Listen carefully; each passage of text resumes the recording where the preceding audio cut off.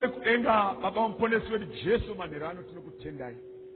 Tinovonga Mwari nemutsa wenyu nenyasha dzenyu nokuziva kwenyu uye nokuronga kwenyu kunoshamisa. Timatitendera Mwari kudzoka zvekare pamberi penyu kuzonzwa zvimwe zvomukuru waJesu Kristu. Namati wedu mukati memanherano Mwari wedu tapo taakuzarura shoko iri imi muchizoridudzira.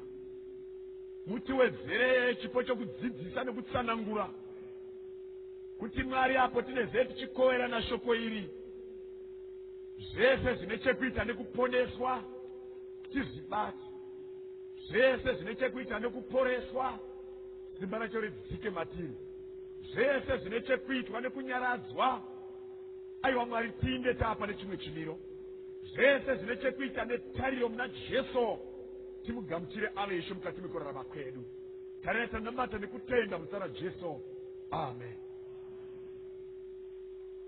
Kati memanheru ano tinotenda zvikuru. Ndiri kudzidza pazuva ranhasi bhuku raDaniel nebhuku razvakazarurwa. Musoro wenyaya uchiti iwo the return of the little horn. Kudzoka kwekanyanga kadiki. Bhuku raDaniel rine zvinhu zvitatu. Rine history yemuprofita, roita experience yemuprofita, roita chiprofita. Amen. Chiprofita chiri muna Daniel chinotumidzwa kuti apocalyptic literature kana kuti the study of eschatology, zvinoreva kudzidza ma-events ekuguma kwenguva. Amen. Yeah. Saka patakadzidza Armageddon 1 takaona Jesu ari kuuya. Patakadzidza Armageddon 2 takaona kuguma kwa Satani kwechitema nerufu. Mangwana ndichaenda neni kudenga. We'll fly away. Yeah. Amen. Sure. But in us tisati taenda kudenga pane vanhu vatinofanira kugadzirira kuenda kudenga. Ende vanogadzirwa nebhuku raDaniel nebhuku raRevelation. Saka bhuku raDaniel chapter 1 riri kutaura nezvaDaniel neupenyu hwake. Chapter 2 it's prophecy. Amen. Amen. Chapter 3 experience yeshamwari dzaDaniel. Chapter 4 experience yaNebukadnezar. Chapter 5 experience yaKing Belshazzar. Chapter 6 experience yaDaniel. But chapter 7 to chapter 12 is prophecy. Bhuku razvakazarurwa, amen, rinotaura mainly ne two things: the Lamb of God and the beast. Chatanga pabhuku razvakazarurwa chapter 13 verse 1 to 4. Ngativerenge ipapo. Verse 1. Yeah. Zvino ndakaona chikara chichikwira chibva mugungwa. Yeah. Chiine nyanga dzine 10. Yeah. Nemisoro 9. Napamusoro penyanga dzacho pakanga pane korona dzine 10. Yeah. Napamusoro pemusoro wacho mazita okumhura Mwari. Chikara ichi chandakaona chakanga chakaita sengwe, netsoka dzacho sedzebere, mumuromo wacho somuromo wesumba, shato ikachipa simba rayo, nechigaro chayo choushe, namasimba makuru. Verse 3. Mumwe musoro wacho wakanga wakaita sewakakuwadzwa kusvikira parufu, asi vanga raifanirwa kuchiuraya rakanga rapora. Nyika yose ikashamiswa ikateera chikara. Verse 4. Vakanamata sato nokuti yakapa chikara masimba. Vakanamata chikara vachiti ndianiko wakafanana nechikara, Right. ndianiko unogona kurwa nacho. Right. Verse 5. Niraipa. Let's read in English, chapter 13, verse 1 to 4. Yeah. Yeah. Ndofunga chinhu chamuri kutaurisa hachisi kutaura. Chiri kutaura here? Hachisi. Machinyimirei volume. Yeah. Verse 1. Yeah. Then I saw a beast coming out of the sea. Yeah. He had 10 horns and 7 heads, with 10 crowns on his horns, Yes. and on each head a blasphemous name. Yes. The beast I saw resembled a leopard, but had feet like those of a bear, Yeah. and a mouth like that of a lion. Yes. The dragon gave the beast his power and his throne and great authority. Yes. One of the heads of the beast seemed to have had a fatal wound, Yes. but the fatal wound had been healed. Uh-huh. The whole world was astonished and followed the beast. Yes. Verse 4. Yeah. Men worshipped the dragon because he had given authority to the beast. And they also worshipped the beast and asked, who is like the beast? Who can make war against him? Verse 5. Kana paverengwa pana patapanzwa John the Revelator ari kuti ndakanga ndakatarira in a vision ndikaona beast shona yati ndikaona chikara hanzi beast iyi yakanga ine misoro minomwe 7 heads hanzi beast iyi yakanga inyanga 10 pamusoro mumwe nemumwe paiva nezita rekumhura Mwari. Hanzi ndakacherekedza beast ndikaona kuti chikara ichi muviri wacho yainge mbada, a leopard. Hanzi muromo nemusoro yainge shumba, makumbo ainge bere. Hanzi ndiri kucherekedza ndakaona kuti mumwe musoro wacho wakanga wakakuladzwa zvekuti ronda raifanira kuuraya beast yese asi rakapora. Rapora, the whole world yakashamisika ikanamata beast ichiti ndiani wakafanana naye. Hanzi pavainamata beast ndakaona kuti vainamata shato, nekuti shato ndiyo yakapa beast simba nechigaro. Ndizvo zvataurwa neBhaibheri. Asi hapasi po pari kutanga nyaya. Musoro wenyaya unoti the return of the little one. Daniel chapter 7 verse 1. Tichifamba ipapo famba uchiwaza pamarathon. Tanga raBherishazari mambo weBhabhironi Dhanieri akarota. Akaratidzwa zvimwe mumusoro make ari panhoo dzake. Akanyora zvaakarota akaudza vanhu mashoko makuru azvo. Dhanieri akataura akati, ndakaona pane zvandakaratidzwa usiku, tarirai mhepo ina dzokudenga dzakamutsa gungwa guru.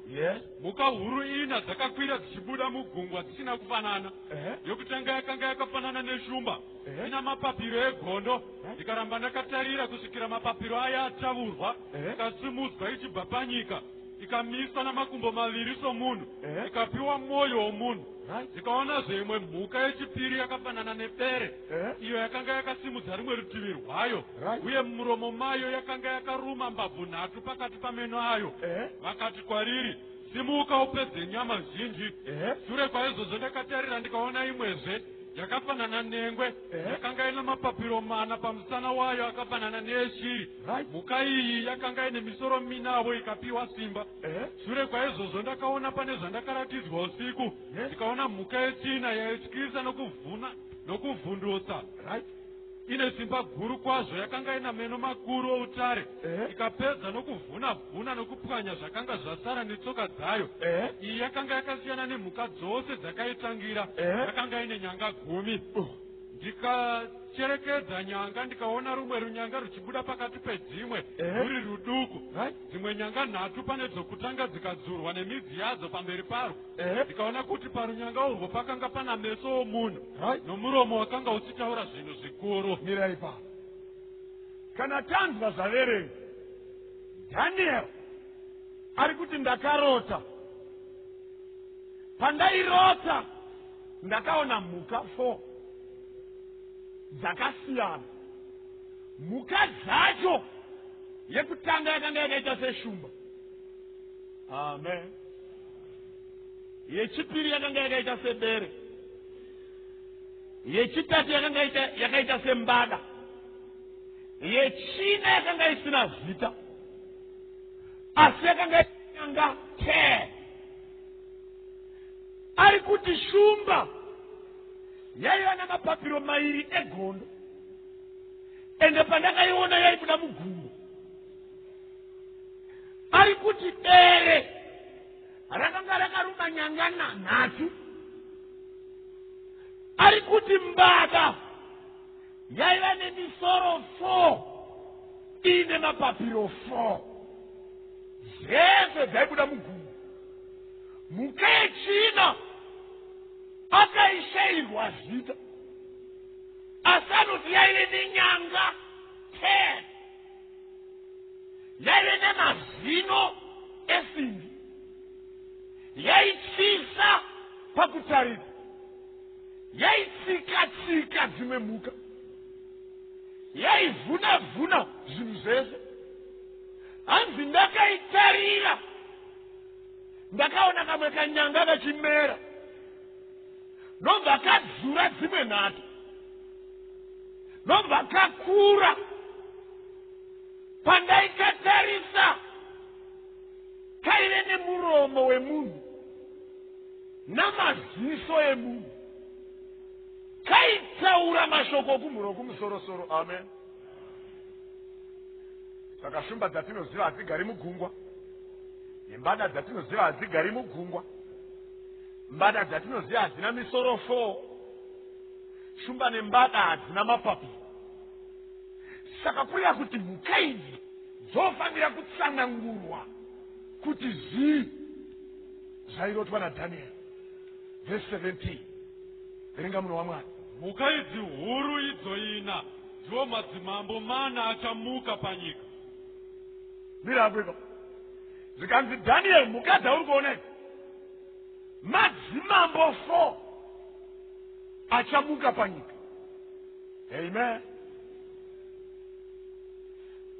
Kana tichidzidza mambo wekutanga aimiririrwa neshumba umambo hweBhabhironi. Wana Nebhukadhineza. Amen. Umambo hwakateera waimiririrwa nebhe kana kuti bere ndehweMedia and Persia. Wana Cyrus. Umambo hwakateera waimiririrwa nembada umambo hweGreece. Wana Alexander the Great. Amen. Mapapiro egondo anoreva swiftness pakuita konga. Amen. Babylon was fast. When we have Medo-Persia, Greece was faster, if not the fastest. Sakayere ni mapapiro 4. Misoro inoreva magenerals. Alexander the Great. Mazita avo. Mumwe wacho ainzi Lysimachus. Mumwe wacho ainzi Cassander. Mumwe wacho ainzi Ptolemy. Mumwe wacho ainzi Epiphanes. Ndo vakasara Alexander afa. Vachitonga. Vadivide the kingdom. After Greece, pakauya another kingdom. Yanzi yakanga isina zita. Amen. And we know kuti hakuna kingdom yakaita konga Greece kunze kweRome. Hallelujah. Ndopakauya the Rome of the Caesar. Vana empire Emperor Caesar ndovakaita take power. Daniel akatarisa anoti this kingdom yanga ine mazino esimbi showing extra power. Yaitsika. And then there's no doubt, your history tells you that hakuna umambo waiwene utsinye se umambo we Roman Empire. I Roman Empire yakasungira Jesu pamuchinjiko. I Roman Empire yakagadzira tambo dzesimbi dzandairewa ziya dzairovesa Jesu Kristu. It was the Roman Empire. I Roman Empire yaitiyo kana maKristu akaramba achinamata vaisungwa vachiisa mujere. Remember vana Simon Petro, vana James vakaita zvekutemwa, vana Andrews vaitwa zvekuvhiyiwa sewai. I Roman Empire yakagadzira all systems of authority and power. There's no doubt until today education in Roman Empire nezuro ndo pamakatochinja isakakura kuine maRoman numerals ine mare. That was the Roman Empire. The parliament system that works today is still old Roman Empire. Hakuna doubt architecture is still the Roman Empire. That is why the Roman Empire had the flags all over. Zvikanzi naDaniel, mukai ndakaona ine nyanga 10. Amen. Ende nyanga 10 ziri kutaurwa panapa no division yakaita after vana Caesar. Nobva yadivider into 10 kings or nations or countries. I can give you the old names. Vana Anglo-Saxon vamakuti England today, vana French vamakuti France today, vana Lombards vamakuti Italy nas, maVisigoths vamakuti Spain today, Alemane vamakuti German, the Burgundians vamakuti Switzerland, the Swazi vamakuti Portugal. And I've left 3, the Heruli, the Vandals, and the Ostrogoths. Iva vanhu vari kunzi vakadzurwa. Amen.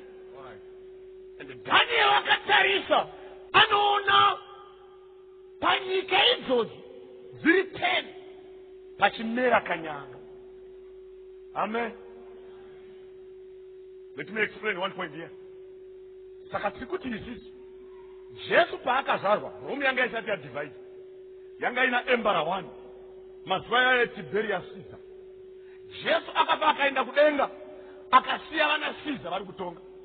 Vadzidzi vaJesu vakapera kusvika pana John, vana Domitian, vana Nero, vana Augustus Caesar vachiri kutonga. It took more than 300 years, if not 400 years, kuti Roman Empire is divided after Jesu Christ. Amen. Saka parikumera kanyanga karikumera 400 years after Jesu aina kudenga. Amen. All right. Saka, are you aware kuti ukuru wa Jesu unoonekwa pachinicho kuti ndi Jesu akadivide time. He divided the time from BC to AD. Yes, you know, to show that King Emmanuel is the true king. Whether he is a Hindu, whether he is a Buddha, whether he is Muslim or atheist, they recognize the time in BC and AD. All right. Mukushandisa time yoyo. Murukutenda kuti Jesu ndisho. Amen. Whether you accept it or not. Scientists, learned, unlearned, philosopher, everybody says, in what year were you born? 2007 AD. Anno Domini, in the year of our Lord. All right. Panapa, radio is apachena. Yotiyo Roman Empire yaka divider. The correct year is the 476 AD, which means 476 after Jesus Christ. Amen. Ndo patiri kuya nekanyanga, ndo pakamera kanyanga. Kamera anzi kanyanga aka kakatanga kadzura nyanga nato, which means kanyanga aka ka political force. Nekuti dzura is a political power iwondo. Amen. Anzi kanyanga aka kadzura nato kayene maziso. Ukanzwa Bhaibheri chiti kanyanga kayene maziso, maziso iwaya nenyanga. Wakambozwa Daniel aine maziso. Makamboedza veshe kada. Asanga asina maziso ere Daniel. Saka ukaona kanyanga kakunzi kayene maziso pane nyaya. Zikanzi kanyanga kayene muromo. Wataura zvinhu zvikuru. Tidzidze kanyanga zvikanzi chipa vhesi ya 23, 24, 25. Akati mhuka yechina uchava ushe hwechina panyika. Hallelujah. Uchasiyana noumwe ushe hwose. Uchapedza nyika yose nokuupwanya nokuuputsanya. Kana dziri nyanga dzine 10, paushe uhwu pachamuka madzimambo ane 10. Asi mumwezvo uchamuka shure kwavo. Uye uchasiyana navamwe vokutanga. Uchakunda madzimambo 3. Uchataura mashoko okumhura okumusoro-soro.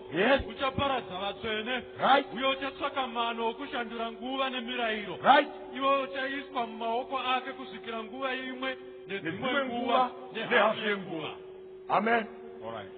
Zvanzi kanyanga kana kadzura nyanga nato kachaita zvimwe zvinhu 3. Kachamhura Mwari wokumusoro-soro. Number 2, kachauraya vatsvene. Number 4, kachashandura nguva nomurayiro waMwari. Amen. Haugoni kukaignora, unoreva nhema. You can't ignore this one. Kana kari kuzomhura Mwari waunonamata, haukaignora. Kana kari kuzouraya vatsvene, haungakaignora. Kana kari kuzochinja nguva nemurayiro waMwari, haungakaignori. Alright. Let's pray.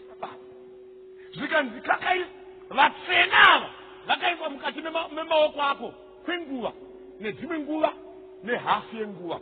In prophetic recognition, time and a half a time is equal to 3.5 years. 3.5 years. Dzinotointerpretwa futi. Unotanga wadzidzosera kumadays. Womatwa yakuti gore rine 360 times 3.5. Kana wadaro unowana makore ese 1260. Amen. Zvikanzi kanyanga kaizouraya vatsvene for 1260. Kaizochinja mutemo waMwari for the same period. Kanyanga aka kaizomhura Mwari for the same period. Now ngatichitanga kududzira. Ndibvi pano handiburuki ndisina kutaura kuti kanyanga aka ndiani. Saka number 1, kuti tizive kuti kanyanga ndiani, toda kutanga taziva kuti chinombonzi kumhura kuita sei. John chapter 10 verse 33. Verse 33. VaJudha vakamupindura vakati, hatikutakiri basa rakanaka, asi nokuti wamhura Mwari, uye nokuti iwe munhu unozviita Mwari. Amen. Saka chinonzi kumhura neBhaibheri ndekunge munhu ari munhu achizviita Mwari. Vari kubatika here? Tiri tese here? Iwewe wakagara ipapapo wozviita Mwari anonamatiwa wakumhura Mwari. Mateo chapter 9 verse 2, 3 na 4 na 5. Verse 2. Zvino vakauya kwaari nomunhu akanga akafa mutezo, avete panhoo. Jesu akati achiona kutenda kwavo, akati kumunhu akanga akapa mutezo, mwana, tunga mwoyo, wakanganirwa zvivi zvako. Zvino vamwe vavanyori vakati mumwoyo yavo, munhu uyu unomhura Mwari. Asi Jesu akaziva mifungo yavo akati, munofungireiko zvakaipa mumwoyo yenyu? Nokuti chinyiko chakareruka kuti wakanganirwa zvivi zvako, kana kuti sumuka ufambe? Jesu anoona murwere omutarisa oti mwana, sunga mwoyo, wakanganirwa zvivi zvako. Majudha akanga agere pakati, munhu uyu anomhura Mwari. Zvairehwa nemajudha ndezvizvi, hakuna munhu ane authority yekuregerera vanhu zvivi. NdiMwari chete anoregerera chitema. Amen. Problem yamajudha yaive yekusatora Jesu saMwari. Saka vaiti Jesu ari kumhura mwana waMaria naJosefu. Haangatauri kuti ndiri Mwari, haangatauri kuti waregererwa zvivi. That's blasphemy. Saka Kanyanga, Daniel akateerera, kaiti mwana, sunga mwoyo, waregererwa zvivi. Daniel akateerera, Kanyanga kaiti, ini ndiri Mwari, ndofanira kunamatwa. Ichokwadi here kuti kuna mambo anotonga nyika, achitonga chechi, anoita zvechitendero, anozviita Mwari. 2 Thessalonians chapter 2 verse 3. Hakurege kuva nomunhu unokunyengerai nomutoo upi noupi, nokuti harisviki kana kutsauka kusati kwatanga kuuya nomunhu wezvivi, mwanakomana wokurashika asati amboonekwa, iye unorwa achizvikudza pamusoro pezvose zvinonzi Mwari kana zvinonamatwa, nokudaro kuti anogara mutemberi yaMwari achizviita Mwari. Hamurangariri here kuti chimirako munhu waMwari zvikanzi zuva raJesu harizouyi kusvikira pamboita kurasika nekutsauka kubva pakutenda kwazvokwadi. Kurasika uku nekutsauka uku kunounzwa nemunhu. Amen. Achagara mutemberi achizviita Mwari. Kana agara mutemberi achizviita Mwari kuti ari kunamatwa, ndizvoka? Atidzokere kuna Daniel tidzidze kuti mumwe munhu tingamuziva sei munhu iyeyu. Verse 37. Uye haangavi nehanya nawaMwari wamadzibaba ake, haana basa kuti kare kwaimbonamatwa ani, kana norudo rwavakadzi, uye haarori. Mira ipapo tiri kubvunza vanerwani, ndiani ane political power yekudzura dzimwe nyanga? Ndiani anogara mutembere achizviita Mwari? Ndiani uyo anovingwa navanhu ari vachizoregererwa zvivi? Iyeye munhu iyeye haarori.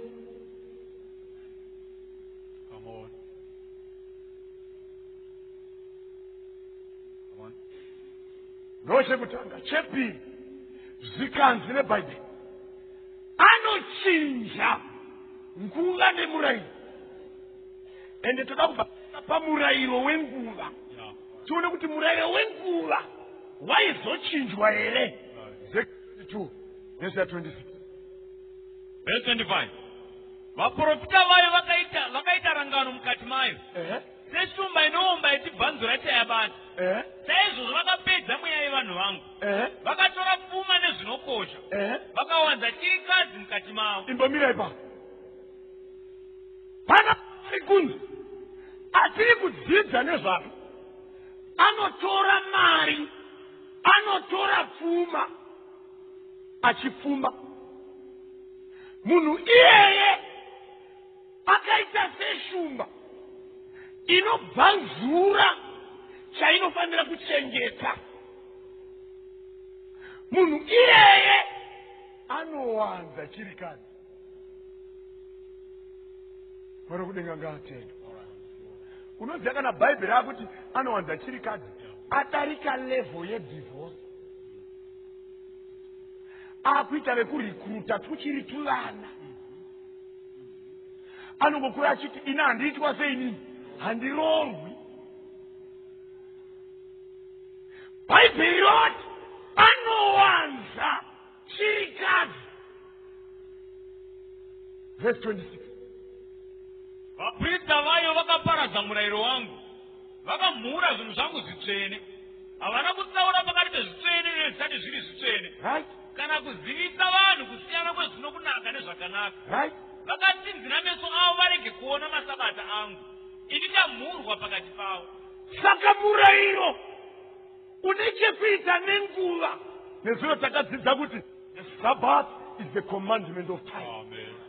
Sure. Ndouri kunzi wakachinjwa. Amen. Kanyanga shandura mutemo unobata nguva. Ndiani arima anorecognizwa international, asina kubva kuAfrica, haana kubva kuIndia kana kuAmerica, asi wakabva to the old Roman Empire in Europe. Asingaroori ari Mwari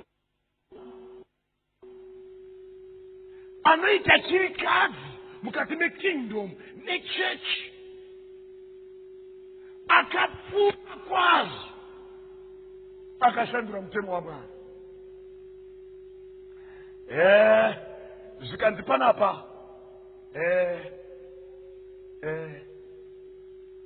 ane dzimwe dzidziso dzakawanda dzenhema. Panapa ndoda kuti uzive chinhu ichi. Handigoni kutaura subject iyi ndikasanongedzera kuti Kanyanga kaditi ndiani. Hazvigoni. Ndiye ndisina zvandaita. Handisi kutsvaka vanhu, ndiri kutsvaka kuita unveil maskins aSatani panyika ino. Saka kana ndonongedzera, handinongedzera kuti ndinovenga nanga. Ndiri kunongedzera kuti ndozviri kurehwa neshoko raMwari. Saka pamibvunzo yatabvunza, mbaina utofanga takuchipindura manje. Kanyanga kadiki mutungamiriri ndimambo ane humambo. Mambo uyu haabvi kuAfrica nekuti anzi kakamera pane dzimwe nyanga. Ndizvova? Anobva kuEurope, the old Roman Empire. Saka musatarise kuAmerica, no, hako iko. Musatarise kuMiddle East, no, hako. Kana kuAfrica kana Australia, no. Tiri kumutsvaka muEurope.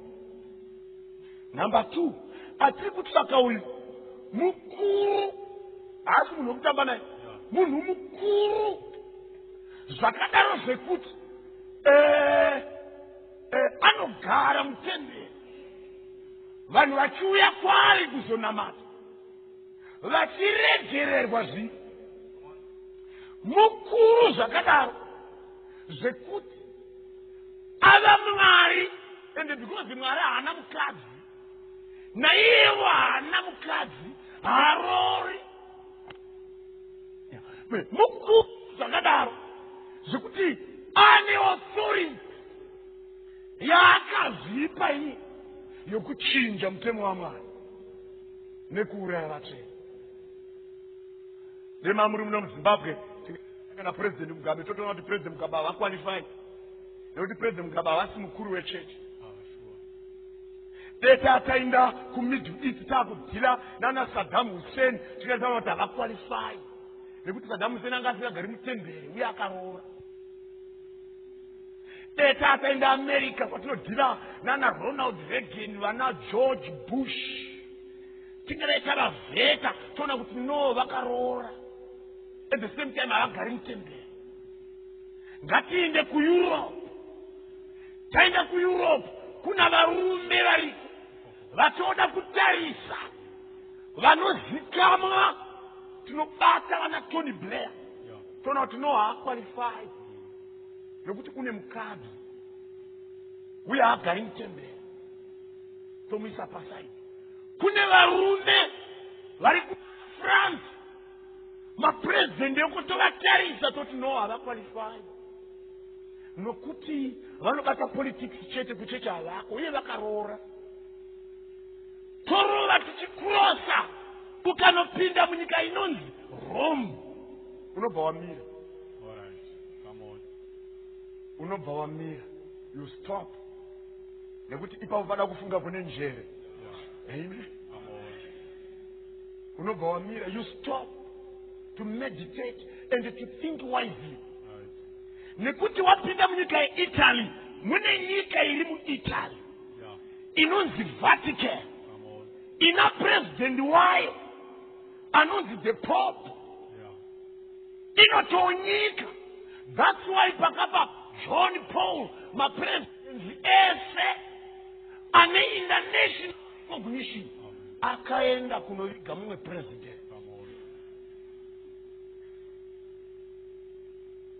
Tomutarisa toona kuti bati murume uyu haarori haana mukadzi.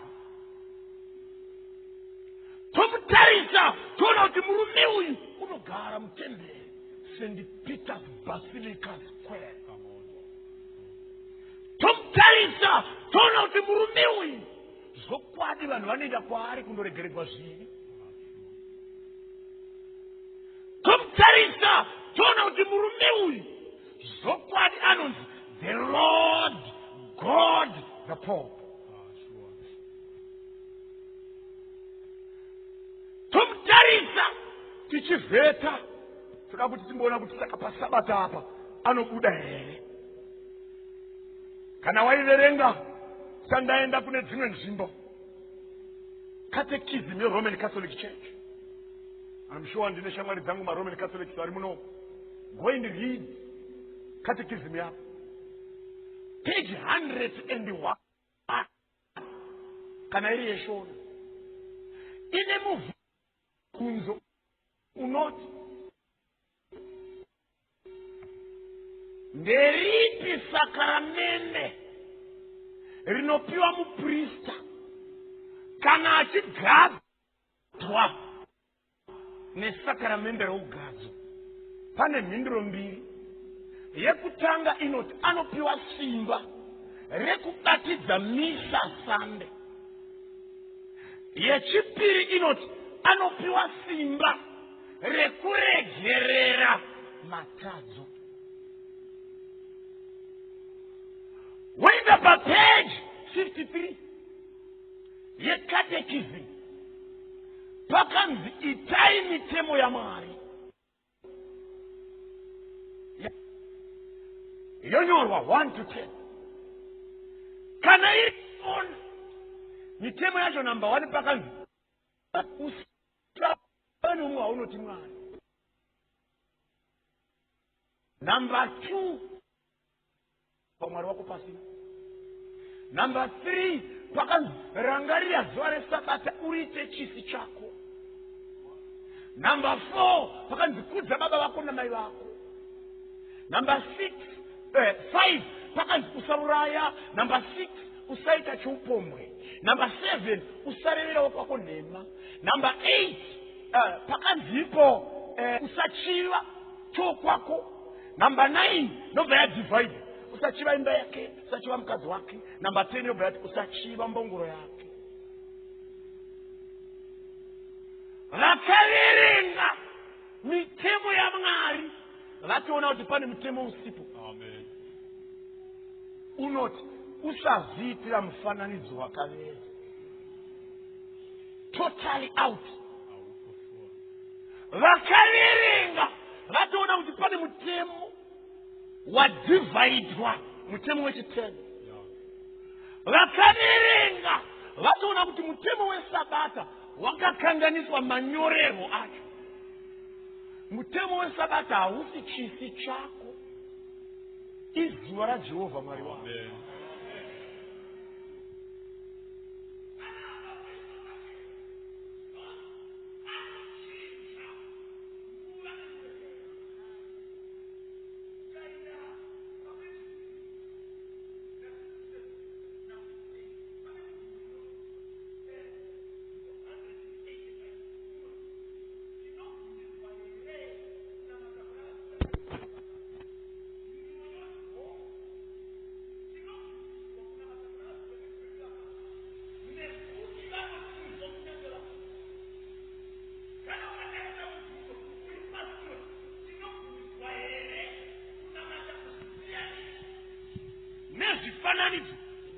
Nezvifananidzo zvisande. Mindo inoti hongu tinobvumidzwa kunamata kuzvipiyaniso nezvifananidzo zvisande nekuti zvakabatana naKristu. Waenda papeji 58 pano pachibvunza manje mutemo wechitatu ndoupi? Mutemo wechitatu ndiwo uyu: rangarira zuva resabata uite chisi chako chaunochengeta. Kuti zuva resabata nderipiko? Zuva resabata izuva resvondo. Ndikuverenga page 58 yekatekisimu. Kana waivhura katekisimu yako page 31 na page 44 ine mubvunzo unoti chichiwanzoitwa kwaziwai Maria. Ndio mnamati wekuti kwaziwai Maria muzere grasi ya mambo anemi, makakomborerwa pane vakadzi, makakomborerwa yakakomborerwa mimba yemwanakomana wenyu Yesu. Maria musande amai vaMwari, mutireverere isu vatadzi iye zvino napanguva yekufa kwenyu. Ndio mnamati une uchivhunza. Saka kuti sei tichiita kwaziwai Maria? Zvikanzi tinoita kwaziwai Maria kuti tirangaridze kuti mai Maria amai vaMwari vatimiririre nekutireverera panguva yekufa, nokuti ndiyo nguva inokosha. Now aiva namai ndi Jesu, haasi Mwari. Jesu ari mwana aiva namai, asi Jesu ari mwana waMwari akanga asina mai. Mukuru kune mumwe ndi Jesu, ndiye mukuru kuna Maria. Maria hagoni kureverera musiki wake nekuti Mwari hana mai.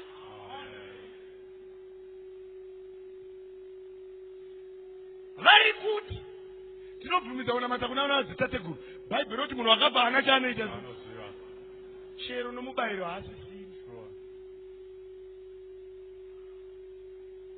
1 Timothy chapter 2 verse 5. Nokuti kunongowana Mwari mumwe chete nomurevereri mumwe chetewo pakati paMwari navanhu, ndiye munhu Kristu Jesu. Zvikanzi kuna Mwari 1 nemurevereri 1. Murevereri wacho anomira pakati pemunhu naMwari ndi Jesu. Saka achiti hakuna unouya kuna baba asino mandiri. Mateo 23 verse 9. Musaidza munhu uri panyika baba venyu, nokuti mumwe chete ndi baba venyu vari kudenga. Now the name rekuti Pope is a Latin word for father.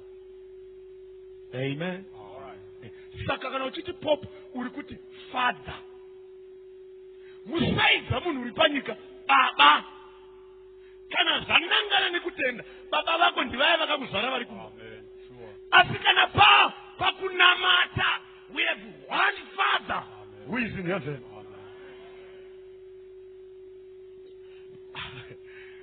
Inyaya inodhura.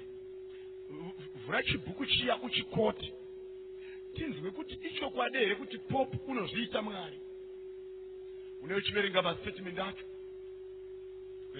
Ini ndodudzira ndichiita kuchishona. National Sunday Law, page 9. Vanhu vari padiscussion. Question: which is the Sabbath day? Vari kubvunza kuti Sabata nderipi? Answer: Saturday is the Sabbath day. Question. Why do we observe Sunday instead of Saturday? Answer. We observe Sunday instead of Saturday because the Catholic Church transferred the solemnity from Saturday to Sunday.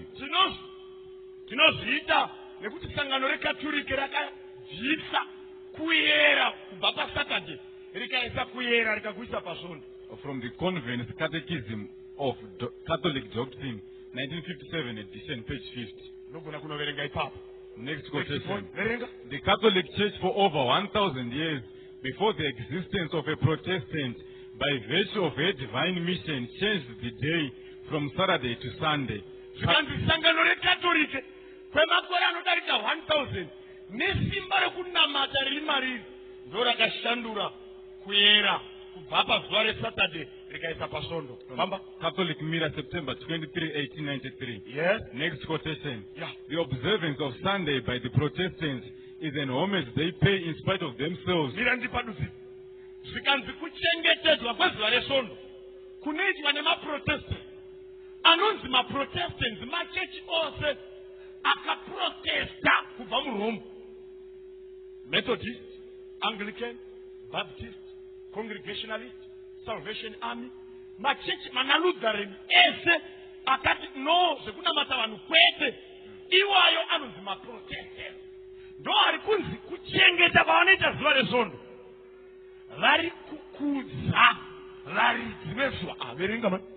Is an homage they pay in spite of themselves to the authority of the Catholic Church. Anzi ndokuratidza kuti vari kukudza nekuyeresa simba nesangano reRoman Catholic Church nokuti ndo rakachinja zuva. Page 35. Yeah. I acknowledge the Holy Catholic Apostolic Roman Church for the mother and mistress of all churches. Ndinorecognize sangano reRoman Catholic Church sandivo mai vamasangano namakristu ose. Mira, ende urikuona kuti point yavapo iri kuwirirana nepoint yekuti as long ava vachichengeta zuva redu tiri mai vavo. Ukaendawo muCatechism page 29 vanotobvunza ko machechi akabva kupi, kuti mamwe makereke akavambwa nevanhu vakaramba kuteerera papa ari panzvimbo yaJesu Kristu. Ngapa next quotation. Page 81. Page 81. We hold upon this earth the place of God Almighty. Anzi takabata panyika inoi nzvimbo yaMwari wamasimba wose. Pope Leo the 13th, 1894. Pope akutaura izvozvo. Next.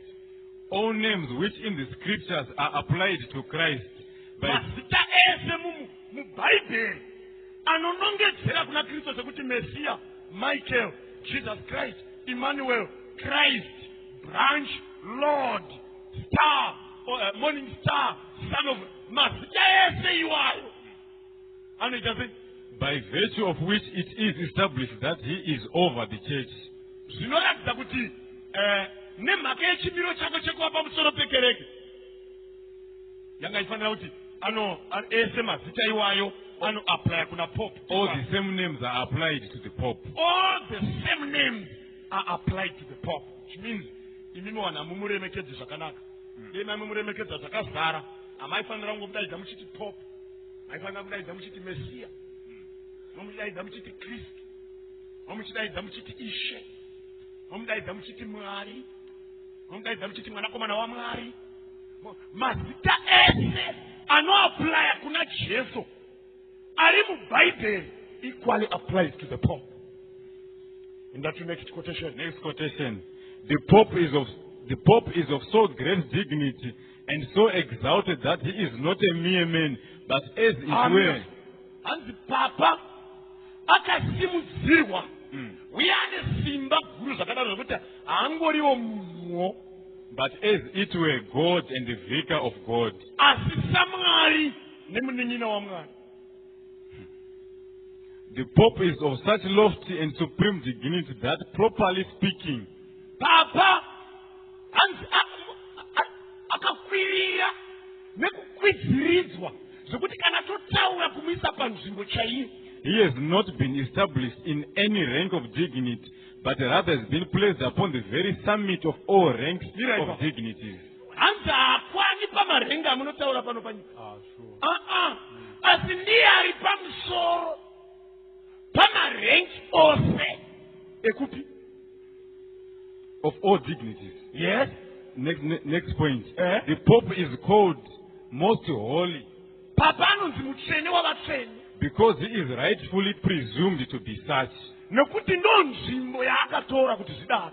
The Pope alone is deservedly called by the name most holy papa ndiye oga anokodzera kunzi mutsvene-tsvene because he alone is the vicar of Christ, ndiye chete mwana wamwari munin'ina wajesu kristu who is the fountain and source and fullness of all holiness. anova ndiye tsime marambo namanyuko outsvene hwose.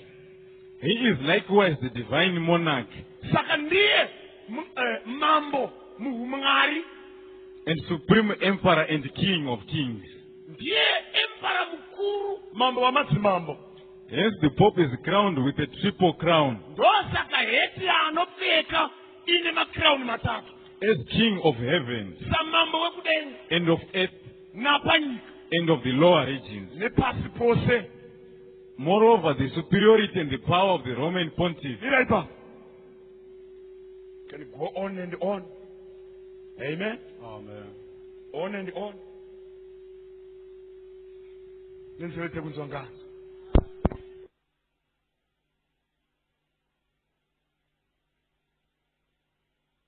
The last part. The return of the little horn. Ndo Kanyanga. Now zvakazarwa mufundisi Mavese ati ndakaona mhuka ichibva mugungwa ini musoro wakakuwadzwa. Mhuka yainge mbada, shumba, bere, nyanga dzine 10, misoro minomwe ngatiite 1 by 1. Misoro minomwe atidzokere kuna Daniel. Tine musoro weshumba itai 1. Musoro webere misoro 4 yembada. Musoro wemhuka isina zita. Saka pana chapter 13 anongona ya mhuka 1 zvese zvapo ine ronda rakakuwadza musoro. Ronda iri hakuna in history pakakuwadzwa umambo hwapapa kunze kwaNapoleon. Ndiye akanomubata kuVatican akamusunga akaenda naye kuFrance akamurovera makara 3 mukati medumbu akafira mujeri. Zvikanzi ndakaona kuti zvakasheka chiRoma chese zvekuti chinenge chakanga chakukurara asi ronda rakapora. Kupora kweronda is the return of the little horn. Chiverenga chapter 13 yazvakazarwa verse 11. Verse 11. Zvino ndakaona chimwe chikara chichikwira chichibva panyika. Chakanga chine nyanga 2 segwayana, chikataura seshato. Chinobata namasimba ose echikara chokutanga pamberi pacho. Chinomanikidza nyika navagere mukati mayo kuti vanamate chikara chokutanga. Chiya chakapora vanga rokuuraya nacho. Chinoita zviratidzo zvikuru zvokuti chinoburisira moto unobva kudenga panyika pamberi pavanhu. Ndirai papa munhu wamwari. Chikara chekutanga chiri kumirirwa neupapa pachapter 13 verse 1 chakabuda mugungwa. Kureva kuti pane vanhu vakawanda ndo zvinongomirira mvura chete. That is why patime yaJohn imini muno muZimbabwe matiri kugara muno musina vanhu. Africa vanhu vayo yaive Tanzania going back to Egypt. Ndosaka uchiona mubhaibheri mazita aya anoapia Egypt, Ethiopia and Libya and Lud. Ndo vana Egypt variko nanhasi naEthiopia naLibya nanaTanzania neSudan ndokwaigara vanhu. Saka muchiti takabva kuguruswa kwese kunokwati empty and dark and peopleless. Otherwise Middle East ndo yaive nevanhu, neEurope ndo yaive nevanhu. Ponzi panapa nebhaibheri ndakaona chimwe chikara kureva kuti humwe umambo huchibva panyika kureva kuti panzvimbo isina vanhu. Amen.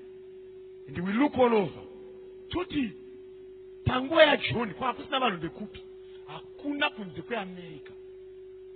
America yanga isina vanhu iri empty. We don't know kuti maRed Indians akaenda nguva iri but otherwise even part-time yainda vanhu vakabva Europe vachinda America vana Christopher Columbus vana Vasco da Gama and the crew runner Roger Williams, there were less than 1,000 red Indians. Less than 1,000. Kureva kuti vanhu vari muno muchechi tikangowataimidza ruviri ndochete vanhu vaikagara North and South America. Bhaibheri rakataura kuti kwakusina vanhu yaisina vanhu. Saka ndakaona chikara ichi chisimuka. Amen. Hapana mhepo kureva kuti hapana hondo. Chinoita super power. Hondo isina kurwiwa. And that's America. Zvikanzi chikara ichi chaive nenyanga mbiri sedzegwai.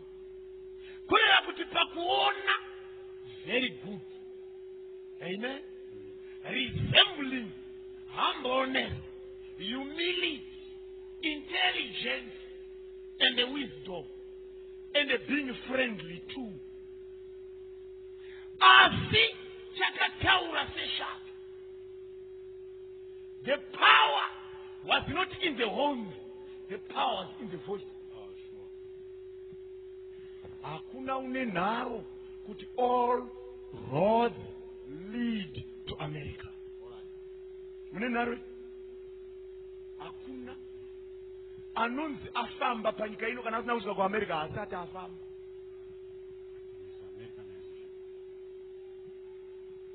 Hakuna nyika inotyisa today inodarika America. Irikwe?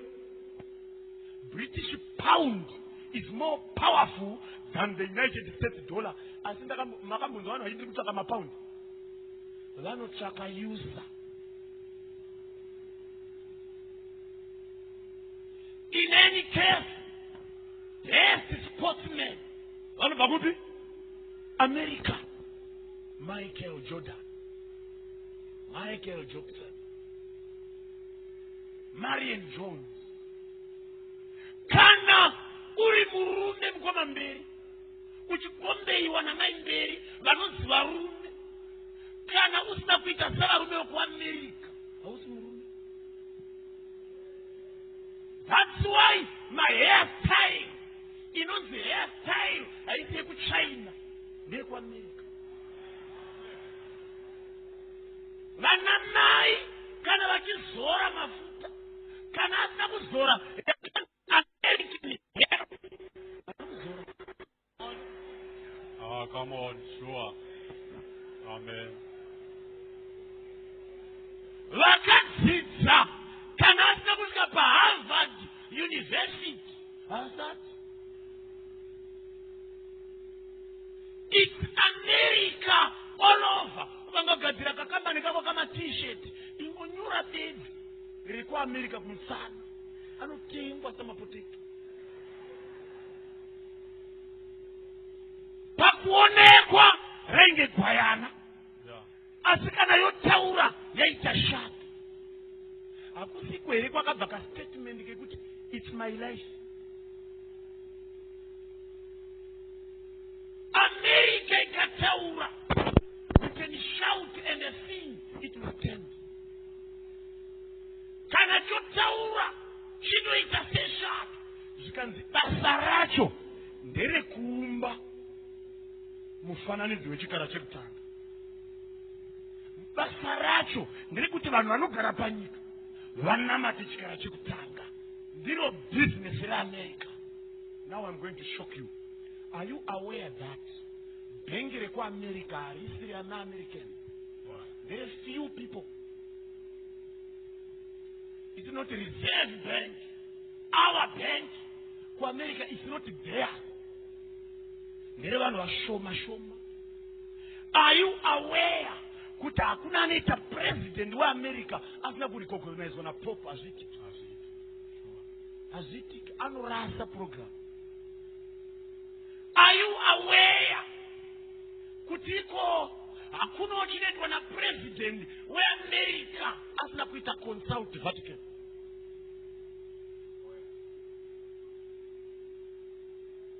Saka chikara chekutanga chiri kutarisa chakabva panyika choti do things correctly. Bhaibheri yoti silent nyanga mbiri. Constitution ya America is only two things only. Politics uku, church uku. Asisangani. But are you aware? Why the success in America is based on those principles? They are destroying their constitution. As I talk, it's being changed. Because the Vatican does it. Could the church is from politics?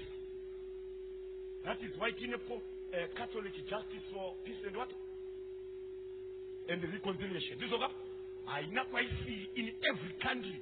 It's an ambassador of the Roman Catholic Church in every country. Are you aware that America is Tongo Jesuits? And the Jesuits, new CIO, the Vatican.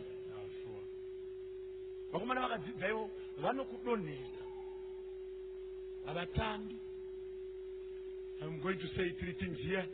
Look at past the Revelation chapter 16, verse 18. Verse 18. Yeah. Ipapo ndakaona mweya isina mitatu yakaita sematafu ichibva mumuromo wesato nomumuromo wechikara nomumuromo womuprofita wenhema. Verse 14. Nokuti ndiyo mweya yakaipa inoita zviratidzo inoenda kumadzimambo enyika yose kuwakokera kukurwa pazuva iro guru raMwari wamasimba ose. Tadzidza pana Daniel chapter 7 kuti kanyanga kadiki kakabata simba rako. Number 1 nekudzura nyanga nhatu. Ndizvo ka? Number 2 nekuchinja mutemo waMwari. Number 3 nekuuraya vache. Number 4 nekumhura Mwari. Kana kakudzoka process iyoyo inofanira kudzosera. Kanofanira kudzura nyanga nhatu. Kanofanira kuchinja mutemo waMwari. Kanofanira kuuraya vache. Kumhura Mwari. Let me now prove. Makambozvibvunza here kuti sei America ichibhomba Middle East. Vanhu vanofunga kuti America iri kutsvaka oil. Vanofunga kuti America iri kutsvaka Osama bin Laden. Vanofunga kuti vangamushaya. Vane masatellite ekuti akapancha zita raChiriga ndinotsvakwa nemuninga kusvika ndawanikwa. Rinobva kuAmerica rigotenderera pauri roti apa ndopari. Inyanga nhatu dziri kudzurwa. Nyanga yekutanga inonzi socialism inofanira kudzurwa. Ndosaka Russia yaamarara. Iye zvino ma-echoes eRussia anga asara kumamuslim anoti zvaJesu kwete. Saka they are bombing Middle East. Vachitora vana Saddam vachiuraya kusvikira Middle East ese ati varume we better respect America. Imune mchikuita noise zvavakaita hazviiti. But what can you stop them? Can you stop America? Can you stop America? Tinotaura hedu but we cannot stop. There is a powerful force behind America. Isiri yekutamba nayo. Saka vakarola Afghanistan stronghold yemuslim. Vakairakadza. Iko zvino puppet government yapo paIraq. Zvataurwa neAmerica itoziva kuti chatibatsira kukondena peace. Saka they are destroying terrorism. They are under the guise of terrorism. Chavari kubvisa inyaya yekuti iyo makandris asingawirirani neAmerica ese anofanira kudestroy. Number 2. Makambozvibvunza here kuti se vachiti there's going to be one church, World Council of Churches, Zimbabwe Council of Churches. What for? Isuka hatisi kuwirirana. Iwe uri kuparidza kuti munhu wakafa aenda kudenga, indiri kuti kudenga hana kuita sei? Hatiwirirani. Saka tinoita church one say they are destroying my churches. That is why Chiriga chakuti ministry. Chakuti so that my old names akabuda muroma ese anodestroy. And pachasangana machechi anosangana only two things church. The Sabbath and the church of the dead. Ndorosaka wega uchazumira ndizvo. Hapana pamwe pamakafanana kunze kwaipapo kuti tese tinoenda kuchechi nemusesondo apa takafanana. Uye parufu kana tatirwa nehama tese tinoti mweya wake waenda kudenga. Number 3, nyanga yechi3. It's a national identity. Amen. Saka kuti African Union, European Union, American Union, Asian Union. You are destroying identity of again so that at the end it's one government. Because tikangoti isisi varume tatambura neZimbabwe ndoni. Ko tikangoibvisa tikati takutenga neUS one time. Zvese zvinonomalize. As long tiri kushandisa dhola redu chete rinoramba richingodonha. You are diving and diving and diving. Scrapping zeros is not, will never stop the diving. Uri munyika yako unotenga wakafara kana watenga nemari yavamwe. Until tabvuma kuti America is going to rule. Zvikanzi Chikara ichi basa racho nderekuti at the end of the day chinenge chagadzira vanhu vanoti unless we do what the Pope says. Saka iko zvinanita seakanyarara so TV dzese dzakadirecta kuAmerica. Amen. Yeah. All TV ndokuri kubva news. Zvataurwa naBush ndidzo news. Shakani yakagara zvayo. Ichasimuka yongotaura one voice. Hatime manheru ano. You shall know the truth, and the truth will set you free. Jesu ane vanhu vari muRoman Catholic Church vakawanda vachapinda denga. Many vari kuinda so vasingazivi kuti ndopavakatsika. Genuine vachinamata Mwari achivanzwa. Jesu ane vanhu vari mumachechi vasiri kuziva ngananda iyi, vasiri kuziva nyaya iyi, vari kungoti tiri kuenda kuchechi, vari kudefenda daily Sunday with all the heart. Vamwe vachafa vasati vagamuchira zvavakuziva. We meet them in heaven. Asi akuziva, may the truth set you free.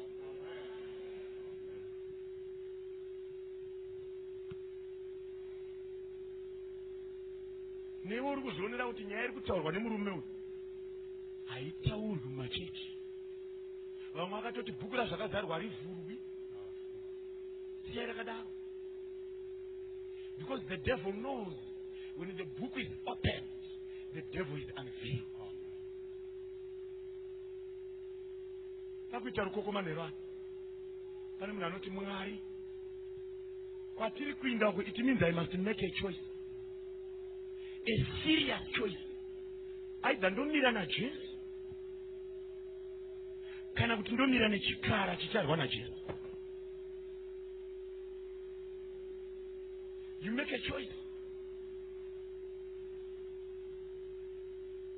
Ende mukati memanheru ano ndiri kuti pane vanhu vanoti Mwari, ndaitokakavadza zuva reSabata, handina kuziva kuti it is the day that will make the difference. Mukati memanheru ano varipo vanhu vari kuti Mwari, why was this truth hidden to me? Sei zvazvo zvisingataurwi.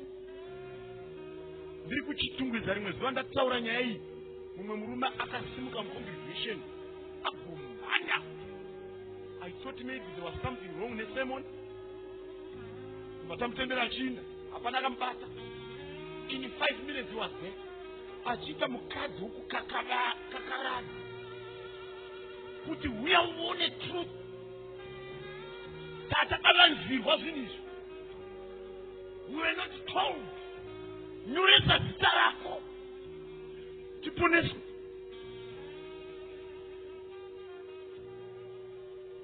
Rega ndirikogunaize vanhu vakatendeuka pamusangano uno. Let me recognize them. Mwari wakuitire zvakanaka. Vese vakanyoresa mazita avo, fambai muye kunomberi. It is the last night. Group uyamira. Usamira marimba ako ramba uchimaimba akadaro usamabvise. Group inenge ichitimbira soft music. Vese vakanyoresa mazita avo munosimuka muri kuya panapa.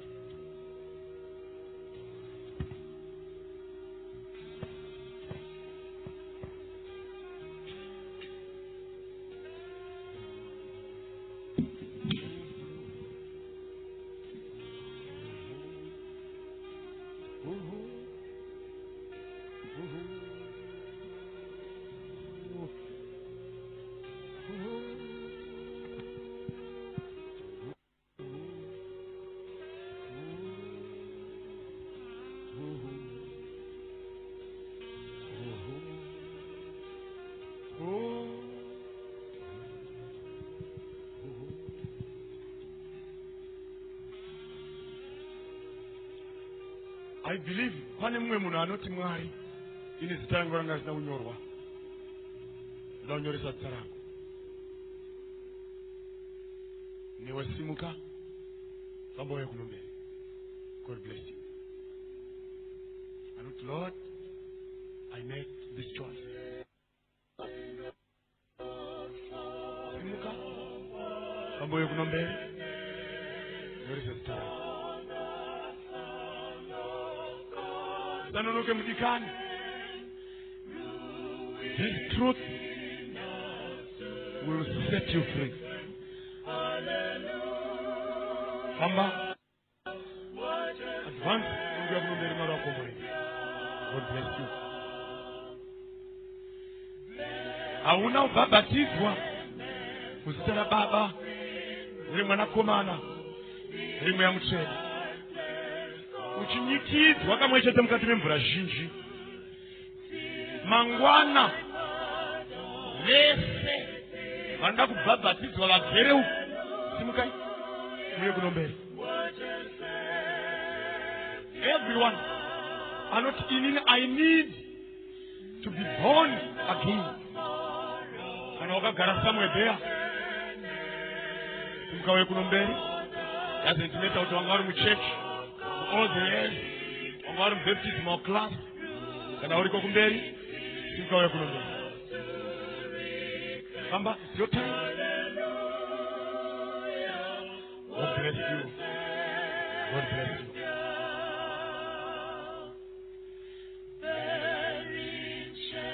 Mwari ngawakuitire zvakanaka. Advance uri kuya kunomberi.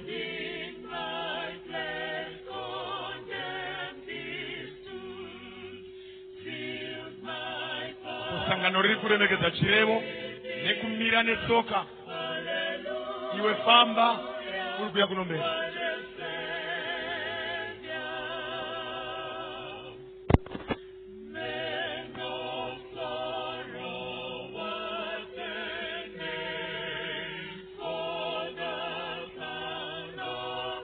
Ndiri kutoreva newewo wanga usati watanga kuchengeta the 7th day Sabbath.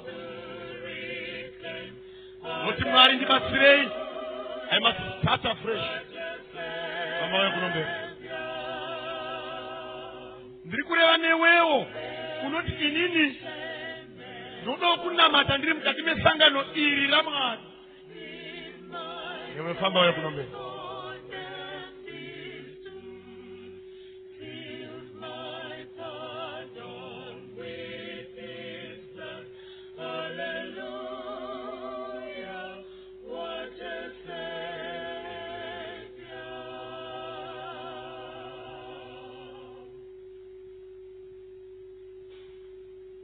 One more, somewhere there. Otakuita munamatwa. Waita here the only choice. Have you made the only choice? White-haired decision, the only decision. Wagadzirisa here mwoyo hana yako pairi kuti Mwari ndibatsirei. Hazvikutenderi kuramba wakamira ikoko. Munzeve dzako zvinoita sekuti muparidzi ari kuvenga machechi. Nyamba kana, not even a single day. Vhangeri ratakabata is the gospel of love. Asi rudo chairwo chairwo, kutumbura mota remwana, urwa hwobuda, anozoti thank you.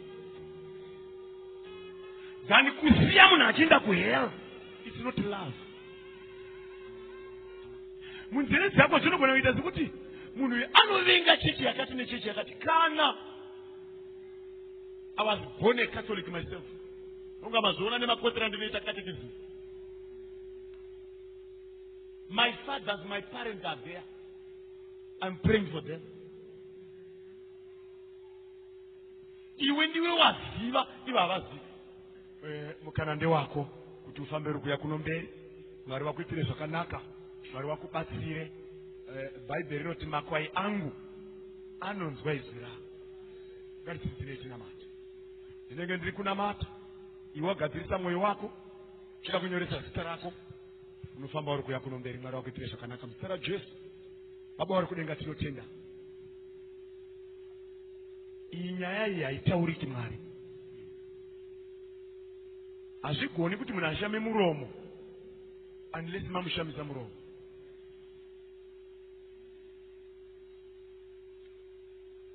Gwadza manheru ano ndiwandiseiwo neni seri kwenyasha dzenyu. Mudzime mifungo yowakaipa mukati mevanhu venyu. Muchengete shoko renyu. Shoko iri riite senyuchi mukati mehembe, zvokuti muridzi wehembe haangarari kana kuzorora kusvikira nyuchi iyoyo aiburitsa. Shoko iri itsono inotumbura moto. Shoko iri mushonga unorapa dhairi. Mwari, ndinokutendai nenyasha dzenyu kuti neniwo mundipe mugove mukati maro. Ndonamatira sangano riri Mwari. Ndonamatira vanhu venyu. Ndonamatira kutenda kwavo pamazuva ataakurarama. We need men and women who cannot be bought or sold, who can stand for the truth and say it without fear, without fearing the results. Vamwe vakatourawa nezuro, vataura nyei. Vamwe vakamisa pia, havazikami kuti vakaindeti. I'm not surprised neni ndikatevera nzira imwe. Asi kana zvichiponesa munhu wani, ndinokutendai Mwari. Vauya kuno mberi vati Mwari tinokutendai nevhangeri. Varigamuchira nomwoyo wose. Vabata paseed yeshoko. Ndonamata kuti ngaimere mavari. Vazive kuri kubva nyika nekwairi kuinda. Vazive kuti things are happening that point to the coming of Christ. Vachengete nhaka yavaprofita mukati mekurarama shoko iri. Siku tizorodzei pamweya wenyu.